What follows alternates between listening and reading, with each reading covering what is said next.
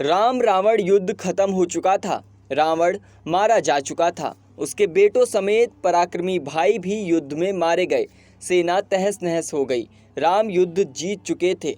सीता अभी अशोक वाटिका में ही थी, लेकिन उनके पास पति राम की जीत का समाचार पहले ही पहुंच गया।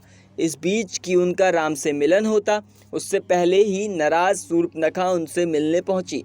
और तब क्या हुआ? इसके बाद जब वह वापस लौटी, उसने अपना बाकी जीवन कैसे गुजारा?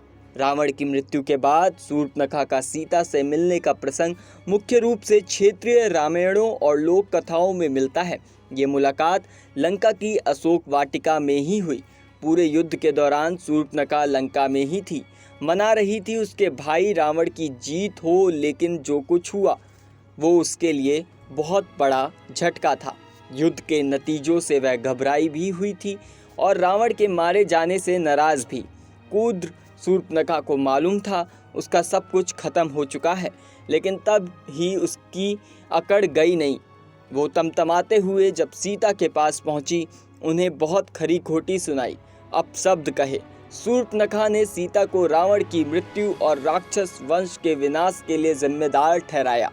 कुछ कथाओं के अनुसार वह सीता से मिलने गई क्योंकि वह सीता को अपने भाई रावण की मृत्यु का कारण मानती थी।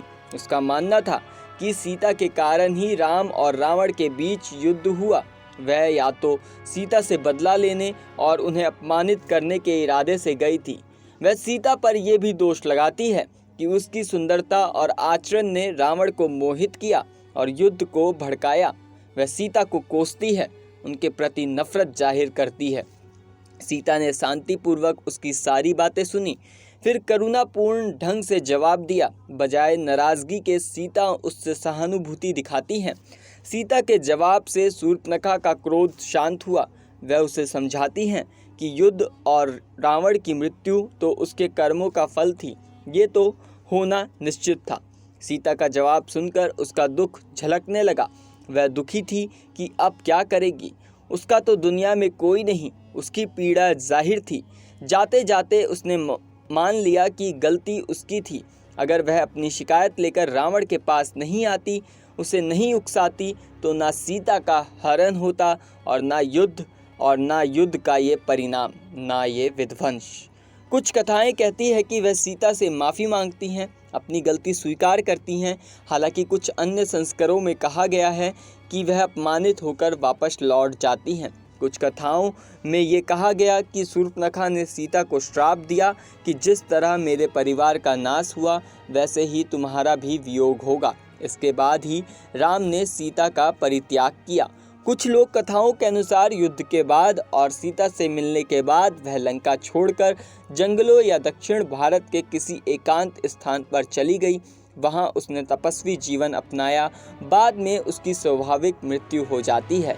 कुछ दक्षिण भारतीय लोक कथाओं में शूर्पणखा को एक ऐसी राक्षसी के रूप में चित्रित किया गया जो अपने परिवार के नाश के बाद भटकती रही। कुछ कथाओं में उसे एक त्रासदीपूर्ण चरित्र के रूप में दिखाया गया जो अपने कर्मों के बोझ तले दब गई। कुछ दक्षिण भारतीय परंपराओं में ये भी मानते हैं कि शूर्पणखा ने अपने कर्मों का प्रायश्चित करने के लिए तपस्या की, तपस्वी के रूप में देह त्याग दी। वैसे वाल्मीकि रामायण में शूर्पणखा के जीवन के अंत या मृत्यु का कोई उल्लेख नहीं है।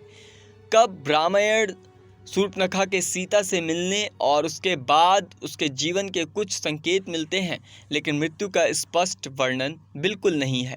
वैसे कुछ समकालीन लेखकों जैसे चित्रा बनर्जी दिवाकरुणी ने अपनी किताब द फॉरेस्ट ऑफ एन्चेंटमेंट्स में शूर्पणखा के दृष्टिकोण से इस मुलाकात के बारे में लिखा।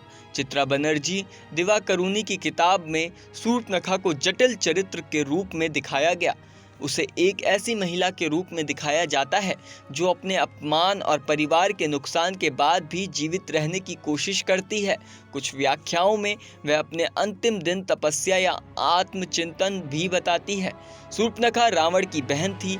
वह वन में राम, लक्ष्मण और सीता को देखती है। वह देखते ही राम पर मोहित हो जाती है, उनसे विवाह का प्रस्ताव रखती है। राम और लक्ष्मण दोनों ही इस प्रस्ताव को अस्वीकार कर देते हैं। इसके बाद जब शूर्पणखा क्रोधित होकर सीता को मारने की कोशिश करती है, तब लक्ष्मण उसे रोकते हैं, उसकी नाक और कान काट देते हैं। अपमानित होकर वह अपने भाई रावण के पास जाती है और उसे राम से बदला लेने के लिए उकसाती है। इसके बाद ही रावण ने सीता का हरण किया। फिर राम अपनी वानर सेना लेकर लंका पहुंचे। युद्ध हुआ और इसमें रावण हारा गया और मारा भी गया।